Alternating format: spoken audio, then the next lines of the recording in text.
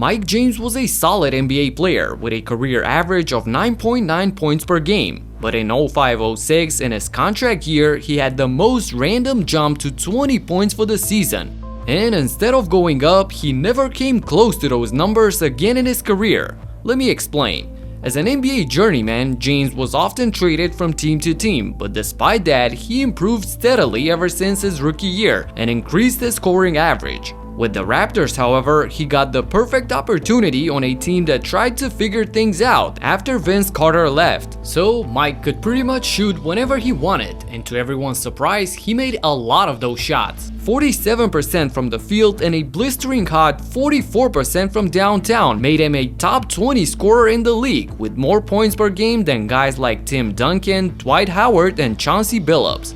What's interesting, however, is that despite the huge jump from 12 to 20 points, he was only 7th in the race for most improved player, with Boris Diaw winning it that year. So after balling out for the Raptors, Minnesota signed him to a 4-year, $24 million contract. But he fell all the way back down to 10 points per game. In fact, the following season with the Wolves was the last time that he even got to double digits. That's how random this 1-year jump was. Similar thing happened to Aaron Brooks as well. It all started in the 2009 playoffs that the Rockets entered without their main weapon, Tracy McGrady. And when Yao Ming also got injured, that freed up a ton of shot opportunities for the role players who went against the eventual champions, the Lakers, in the second round. Playing without any kind of pressure, a starting five of Battier, Scola, Artest, Chuck Hayes, and Brooks took the heavy favorites to 7 games. And Aaron Brooks was a big reason for that. So when both Yao and Tracy couldn't return for the next season, Brooks continued to cook, jumping from 11 points the previous year all the way to 19.5 per game in 2010. And with that, he was voted as the most improved player. This, however, was a lone magical season for him, since he also fell down to 10.5 points the next year and pretty much stayed in that range or lowered for the rest of his career. Bobby Simmons is another guy who won Most Improved Player, and he was really able to cash in his unsustainable jump in production. In 2005, in his 4th season in the league, which just so happened to be his contract year, Simmons went from almost 8 points per game to 16.5, more than doubling his average from the previous year, and he added 6 rebounds to that. This earned him the award and made him a hot commodity, with teams throwing offers at him. The biggest one came from the Milwaukee Bucks, a 4-year, $47 million contract which Bobby immediately signed. And while he was somewhat okay in his first season with the Bucks, dropping only 3 points per game, from that point on, it's a steep decline back to his baseline of 7 points, never coming back to the production from his contract year. Moving on, next up are 2 players that peaked as rookies. Michael Carter-Williams had the debut of his dreams, dropping 22 points, 7 rebounds, 12 assists, and 9 steals on the Miami Heat super team, and Philly won the game. He continued the season strong, and despite the Sixers being dead last that year, he had a good season with averages of 16.5 points, 6 rebounds, and 6 assists per game, winning the Rookie of the Year award. However, his inefficient shooting, especially from downtown, and the turnover issue bothered Philadelphia, so midway through his sophomore year, he got traded.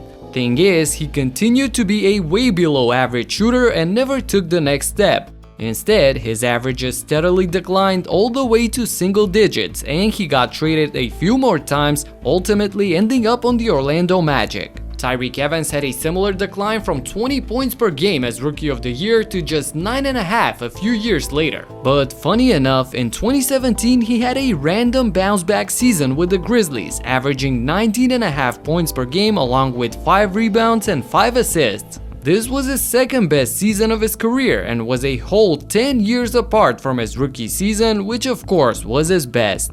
Davis Bertans tricked the Wizards into giving him a monster $80 million contract with one good season. Bertans went from 8 to 15.5 points per game in 2019-2020, and along with his lights-out shooting, that got the Wizards fired up to make this offer to him. But that season was the absolute best that we saw from Davis, as he quickly fell to 11 points the next season, and ever since then he's been well into single digits with 5 points per game for the last 2 years. And real quick, I want to give a shout out to Way of Wade for sending over the Wade All City 11s. As you can see, it's got some of the heat check colors, so that's already a plus with the design, but they also feel really comfortable and bouncy, as you can see, which is due to their full-length boom midsole. In my country, we mostly play outside, so the tough RB outsole proved to be durable and gave me a nice grip on the court. The flywire-like lacing system kept my foot locked in and provided a nice fit. And I like the fact that the shoe feels light while also being sturdy. The midsole is surrounded by TPU, so the support is there, they're durable and comfortable, so the only thing left for you to do is get buckets on the court. This is not a paid sponsorship, but they did send the shoes over, so once again, thanks to Way of Wade for that. The link for the shoes and the matching shorts will be in the description. If you like this video, check out the Nikola Jokic mini documentary, where I explain how his coaches begged him to stop eating as a kid.